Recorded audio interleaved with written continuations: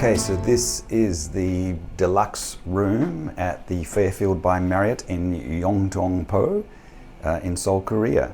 It's one of the smaller hotel rooms I've ever been in, but it pretty much has everything you need. There is a comfortable double bed. They did tell me this room was an upgrade when I checked in. I think the upgrade is based on the location. I can't imagine there's a smaller room than this, but this is a high floor room. I'm on the 20th floor. And also on the side of the hotel that is away from the railway lines. So we've got a fairly major set of railway lines behind us, and I imagine if you're on that side of the hotel, you probably do get a little bit more noise. Having said that, I've got zero noise here. There's no sense of traffic or local noise at all. Now moving through to the bathroom area. There is a sink with some basic amenities. There's no shaving kits or anything like that. No toothbrush or toothpaste, you need to bring your own amenities. There is a mirror which moves a little bit. Okay, there's the toilet and there is a shower. Now interestingly, there's one door. You can choose to have the shower shut, or if you're sharing the room and you want the toilet shut, well then you open that door and the toilet is enclosed, but you can't have both the toilet and shower enclosed at the same time because they use the same door. Okay, that's not a big problem if you're here in the room by yourself, but if you're sharing with someone and one person is showering and the other one is using the toilet, well, someone has to have the door open. There is a full-length mirror behind which there is a closet. So within the closet, there's plenty of space to leave suitcases. There's some hanging space, robes included, and slippers. The mirror slides to give you full access.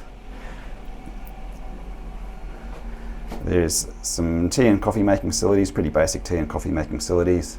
A safe, a small bar fridge with nothing in it. And down the end here, there is actually an ironing board and an iron. One thing that is slightly annoying is that the light in this entry area is on a motion detector, and it will come on when you get up in the middle of the night, but also if you remain motionless in the bathroom here, the light can go off. I think you can actually turn it off one of the switches by the bed.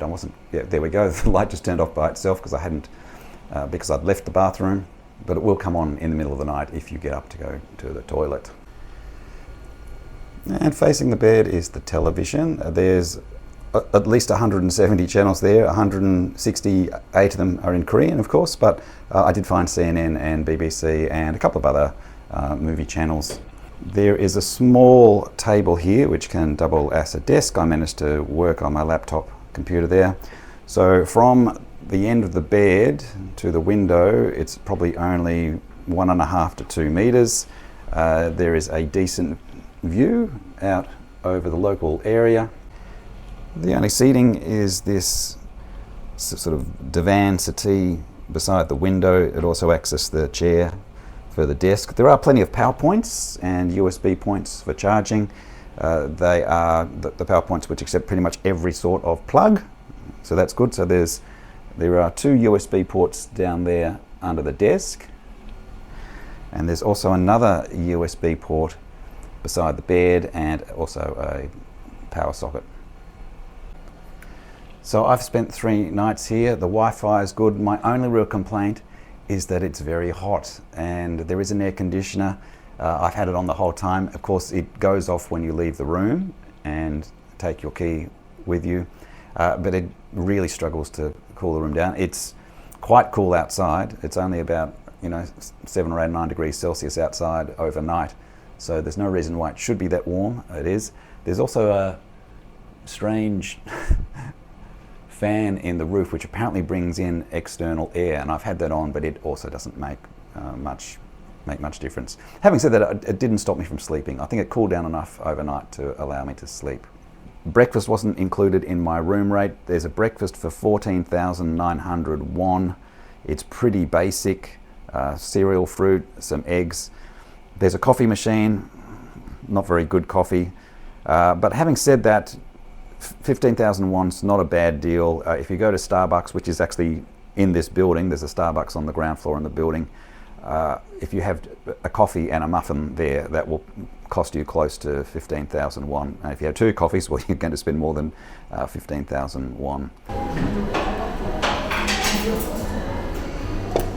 Truly awful. It's a false economy to come for the coffee here at breakfast rather than go to Starbucks and get 2 lattes for the same price. Mind you, the food's acceptable, basic but acceptable.